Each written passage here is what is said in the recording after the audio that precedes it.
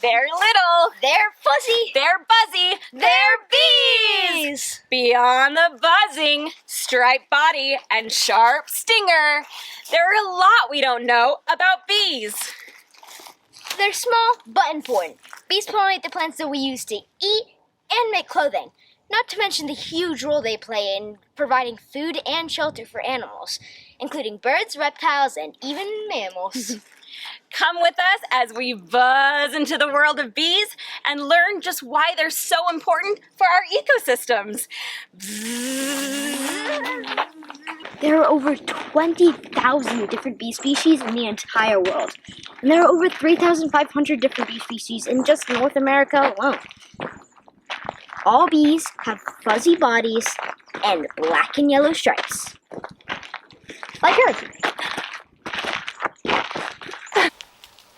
Bees are insects, and insects are made up of 3 parts: the head, the thorax, and the abdomen.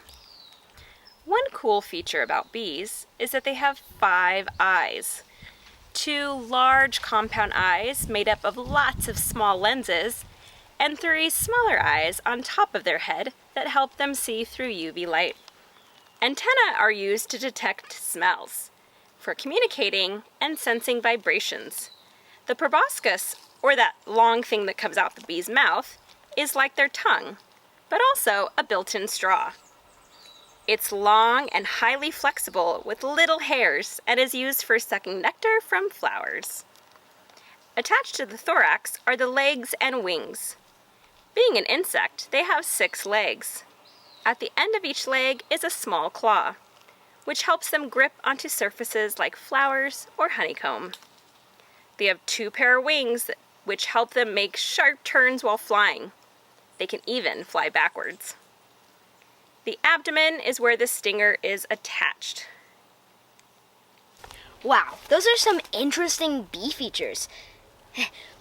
What goes zub zub when it travels? I don't know what. A bee flying backwards. Such a knee slapper, right? Well, did you know that bees have 2 stomachs? So do you think that if they kept eating to fill those 2 stomachs, they'd be a little bit chubby? Such a knee slapper.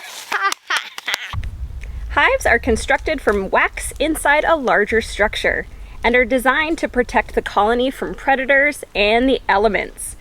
The interior of a hive is made up of hexagonal cells that are used to store honey and raise their young.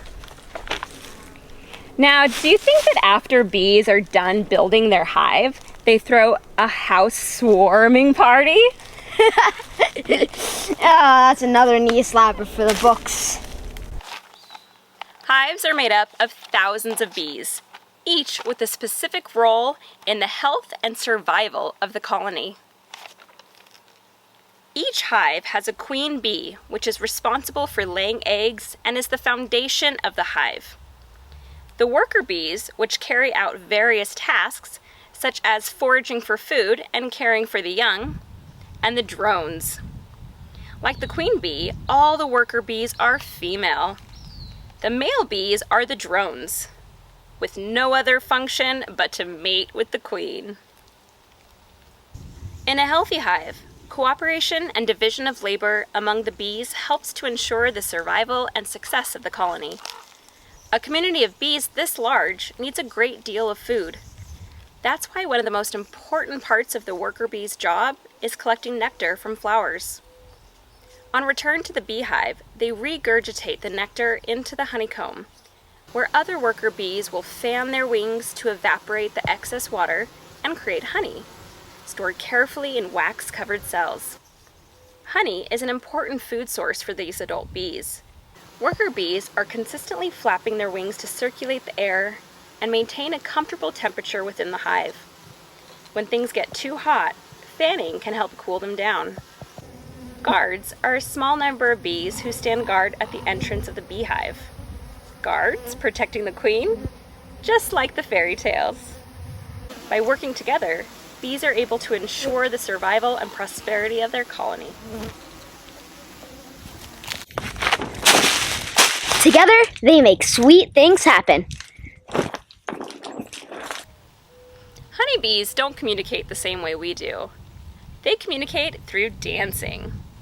The main reason why they need to communicate is to tell each other where their food is. There are two types of dances that they do. The first is the round dance.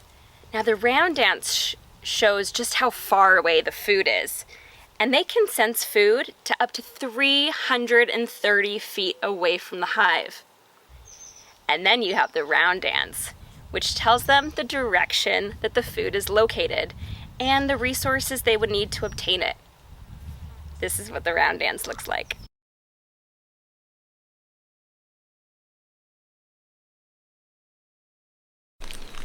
You know, when a person thinks of a bee, they're most likely to think about that sharp stinger, and then you may get scared. But we're here to show you just how important bees actually are. Bees provide an extraordinary service to our planet. They eat nectar. As bees move from flower to flower, collecting food, pollen gets stuck on their furry bodies. Pollen then gets transferred to other flowers, allowing them to reproduce and survive. The process of collecting pollen is called pollination, and it is vital to the survival of many plants and flowers. Around 75% of plant species depend on bees or other pollinators in some way for survival. Bees play a crucial role in the ecosystem by pollinating plants. Not only is it how plants reproduce, but it helps provide food, like flowers, vegetables, and fruits, to both animals and humans. If you've ever had an apple, an almond, or even a cup of coffee, you have bees to thank for that. Bees are pollinating with a force to be reckoned with. They are superheroes of the ecosystem. Get ready to buzz with excitement as we meet Beekeeper Marisa. But first, we have to get our beekeeper suits on. High five! Get ready to buzz with excitement as we meet Beekeeper Marisa. You know, Marisa, you've been creating quite a buzz around here. Hey Mason, thanks, I appreciate it. Welcome to our apiary and our bee yard. So Marisa, thank you so much for meeting with us today. This is so exciting for Mason and I. I've never been in a swarm of bees, have you? Nope. So this is a first for us, so thank you so much for having us. So what made you get started in beekeeping?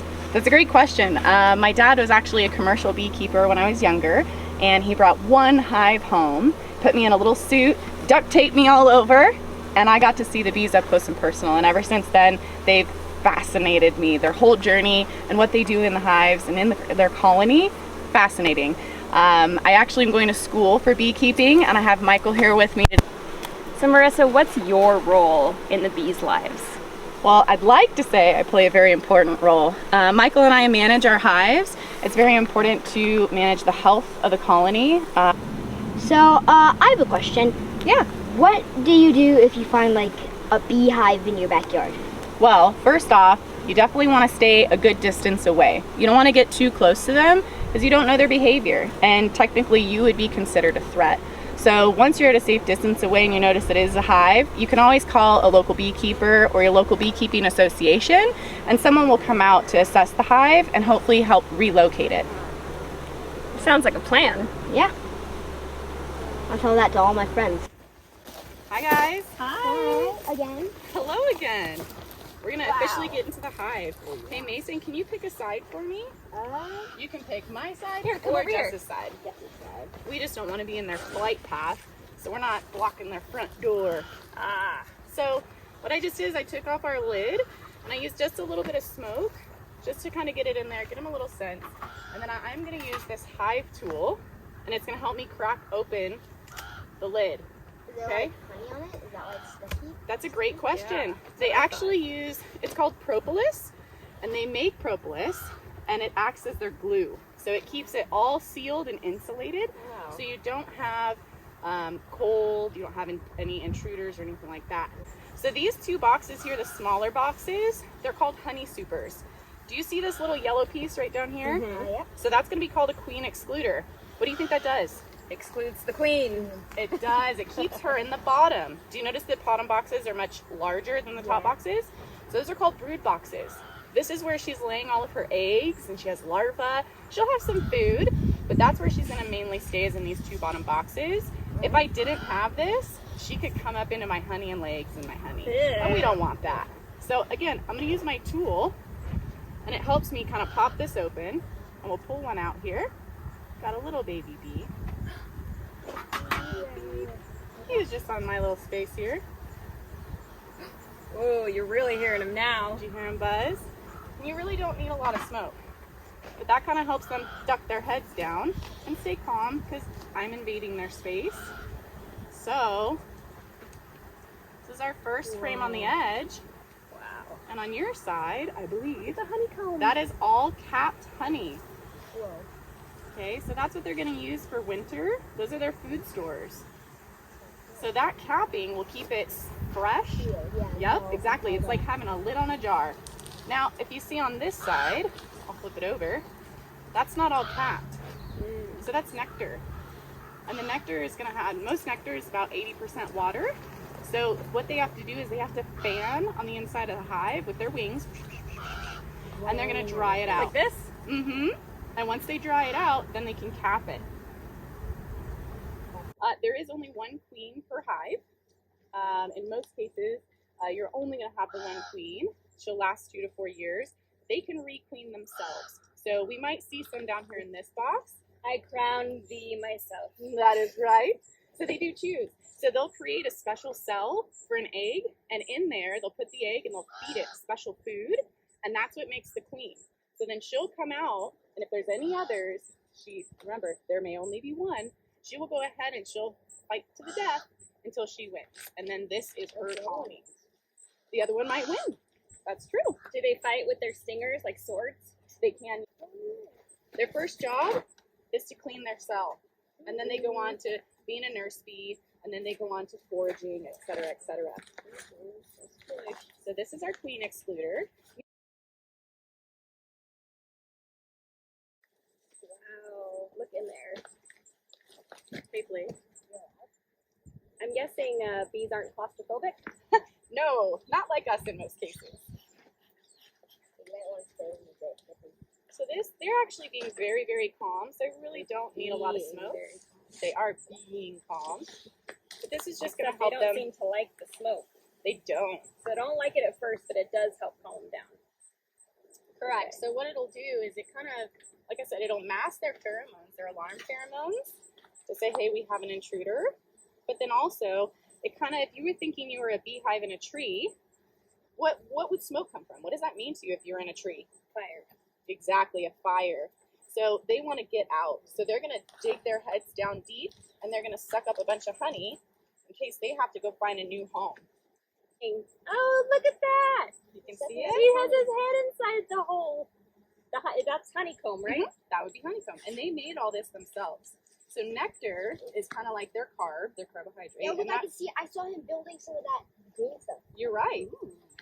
What do they do, like spit it up out of their mouth? So wax actually comes from nectar, and wax comes from glands on the bottom of the bee. Look at that. Mm-hmm. And then pollen, which we hopefully will find some pollen in here to show you guys as well. Pollen is their protein. Pollen helps make babies. Baby. Now they're all buzzing around. Are they communicating with each other, or are they speaking? Are they saying Marissa's back? What are they saying?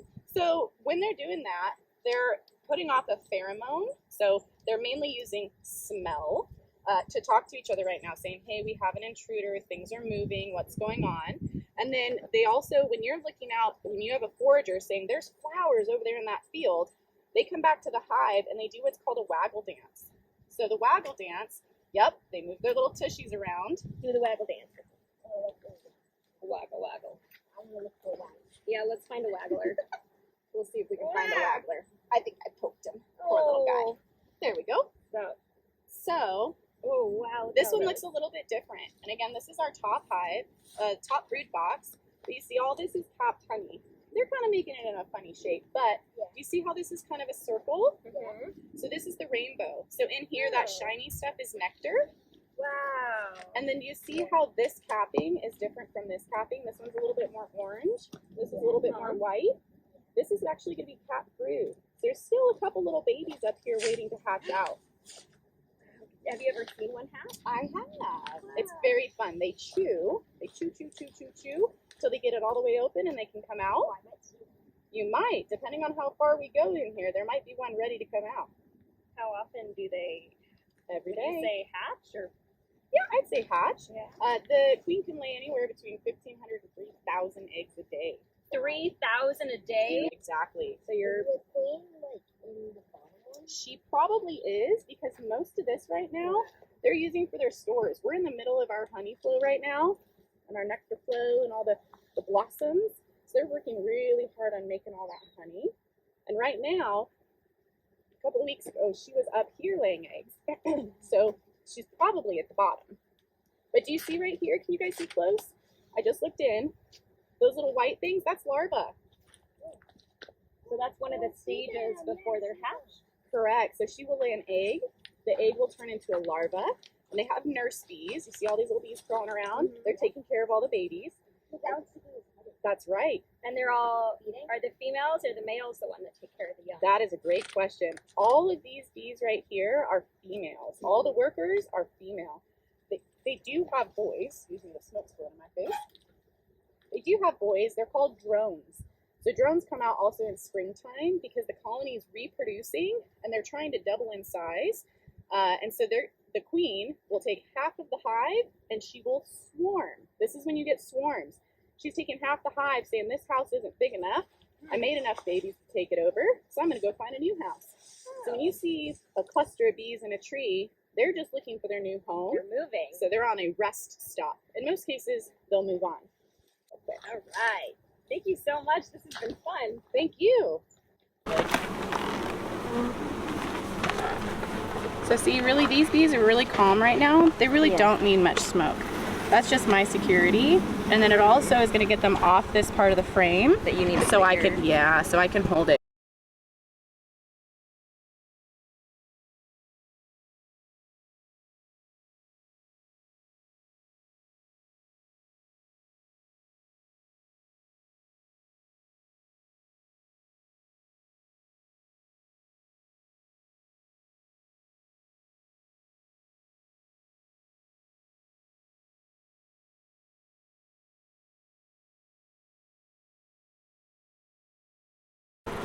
And you always want to pull them out nice and slow as to not to disturb What them. happens if the queen just flies away right now? Will she come back? She could, yes. Ideally, she wants to stay in her home. There's not really a reason for her to fly away unless I create that threat. So that's why we want to be very calm and cautious and respectful. Always be respectful to the wildlife. Yes. Always be respectful to the wildlife. Always be respectful to the wildlife. Very good. So do you notice how this frame is different than the others? We see a couple of things on here, and I'll hand it to you. I see the nectar. Yeah, Yes, right? the shiny spots are nectar. So much more orange on this one. Oh, those are babies?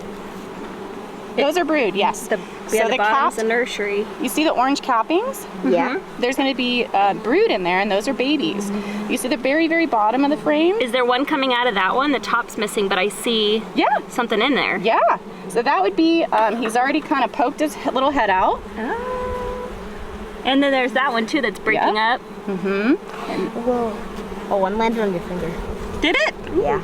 And then all down here, you see all this bright yellow? What do you think that is? That's Honey. honey. Pollen. Pollen. So nectar, honey starts as nectar, the shiny stuff, and then they fan it, dry it out, and then they cap it with white cappings. This is all pollen. So all that pollen they can use. Are they kissing? I think they're eating honey. And they turn it into bee bread. So it's a type of food. Bee bread? Bee bread. Is it like a carb? Yeah, so it's a protein, more so than a carb for us. So Jessica, I'll have you hold here with 2 fingers just on that ear. And then same thing on this side. Hold there. You got it? Perfect. And now you can hold that up because we've inspected. We did not see the queen on this Look at that frame. one's coming out. Do you want to zoom in on it?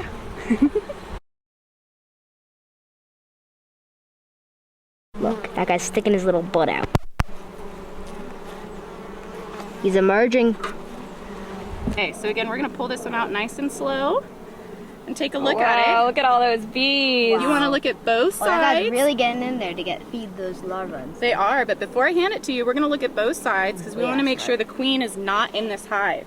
And guess what, guys? She is. Oh, where is she? She's can you the biggest find her? one, right? Oh, I see her. She has she's right in the middle. Yep, she's right right there. here. She does have a red spot. Kind Yeah. Well, so we mark our queens, and this particular year, the queen of this year, her color was red. The different colors are for the different years. Now what she's doing right now, she's going around looking for an empty cell, and she's gonna lay an egg. But you notice how large she is. She mates one time with multiple drones in her lifetime, and that will give her all the eggs that she needs for her whole lifetime. And this is her job. But you notice how there's little bees encircling her? Yeah. Those are her personal attendants. So they make sure she's healthy and happy and fed. And they help clean Personal up around her and assistant. behind her. Yes. So this was actually really neat, guys. Wow, that's really cool. There she goes. Do you see her? Oh, She she's dipped laying. down. She's laying an egg. She's laying an egg. That's so cool. And look, there are even more coming around her That's to help. right. Now she officially laid an egg in that cell. And now that cell, Watch, all the bees are like swarming there now. Yep. Like, Are they going to cover it now? there she goes again. She's laying another egg. Oh my goodness. So you said they only breed once, but they can have up to 3,000 a day? Correct. So how many eggs do they fit inside them? Lots and lots and What? lots. So when she is a newly hatched virgin queen, she will go out. It's called a mating flight. It's one of the flights that she does in her life, depending on the colony. The first flight she'll do, and she goes out with all the boys. She has a good time. They all mate together, and then the drones die. That is their sole purpose. And now she has all the eggs that she's going to need for her whole lifetime. The only other time that she's going to actually fly is when she swarms. So when she's filled this box, which I'm going to put her back down in there, when she's filled this colony and she feels that everybody is happy and healthy, and that she's produced enough, then she will actually take half of the hive, half of the colony. Oh, go ahead, Mason. Yep. Oh, Can you hold it one ear at a time? No, so not the bottom. So get that one first. There you go. And then There you go, just like that. You got it? get this one. Oh, I'm stuck to it. Yep, that's the propolis. There you go. I got propolized. Good job. You're holding it right over the hive. That's perfect. So So that it's is the their female worker queens that come out to collect the food. the female workers, correct. Their jobs change over time. So their first job is to clean their cell. Then they move on to being a nurse bee, and then they go on to being foragers, etc. So when they're out and about, it is the female workers. And the only time, the reason why they are all females, scooch on, beep, beep, beep, beep. So that's part of being the beekeeper, is making sure your queen is happy and healthy, making sure that she has what she needs. And if that happens for some reason, if she died or swarmed or didn't feel good, etc., then we're going to go through and we're going to get a new queen, and we will put a queen in there so the colony is not queenless anymore. So, pheromones, because each queen has a scent. That's why even though we have multiple hives here, these bees know to come to this hive. This is their colony. This is their family. That makes sense. So can they also smell you versus me and recognize you more? They can. So a lot of times, perfumes and things like that, they do kind of recognize, I feel like anyways, they recognize your beekeeper. Again, my emotions, my tone, my vibrations, my voice is different than someone else's. So how I interact with them is going to be different when someone else interacts with them. Well, that's amazing. Thank you so much for today. You're This has welcome. been I'm so glad you much guys fun. came. Thank you. Wow. It is beyond amazing. I cannot even begin to express how cool this is. They're beautiful. You're right. They sure are. To have as minimal casualties as possible, because we want to take care of them. Good job. You're being very gentle. Thank you. There we go. And these, the queen excluder, the workers can get through, but the queen cannot because she's too big. Hold on, Goose. Perfect. So do you actually eat the honey that these guys produce? You know what? This is our second season, and I will say we are very proud and very excited. We had our very first harvest. So it takes about 1 to 2 seasons for the colony to get established enough to actually produce enough honey that will get them through winter and allow us to take some. So just like we were, he's going to bring this last super box over and I'll show you. Good job, Mr. Mason. Thank you. So when we were up here, they have so much honey right now, we can take these. So these are the ones that we'll be able to extract. They don't have a big nectar flow, and that will help create their comb. So this is all homemade. They made it themselves, nice and fresh, but it will literally take hours and days. So when somebody advertises homemade honey, that just means the bees are making it, not you. Correct. Oh yeah. I just manage them. I make sure they're happy and healthy. They do all the hard work. But these are our babies. Babies. Well, thank you so much. Well, this yeah, has been thank so you. exciting. Hey, Thank you for coming. You want your bee brush back? I sure will take my tool. Thank you, sir. All right, are you ready to go off on our next adventure? Let's buzz out of here. Let's buzz out. Bye, guys. Bye. These busy bees face tons of threats, whether it's from climate change to habitat loss and even diseases. But the biggest thing that's killing off all the bees is pesticides. It's estimated that there are around 2 trillion bees in the world, and that number is going to decline. And it's going to keep declining unless the bees get the help from the things that are causing their decline. People. To help save these insects, conservation efforts have been established around the world. Beekeepers work to maintain healthy hives, and farmers are encouraged to create healthy habitats for bees, including planting flowers and shrubs that provide food and shelter for the bees. It's not just the beekeepers and the farmers that can help protect bees. You can too. You can create a backyard habitat for bees. Plant a garden in your yard with plants that attract bees. Make sure the area is safe for your furry friends as well as your dogs. But remember, say no to pesticides. Other things you can do is join a local bee club and buy honey from your local beekeeper. Yes, you have one. Also, educating friends and family about bees is crucial for their survival. The more you know, the more you care. And the more you care, the more you... What's that saying go? In the end, only if we understand will we care. Only if we care will we help. Only if we help can they be saved. Jane Goodall said that. It's important to protect honeybees and their habitats.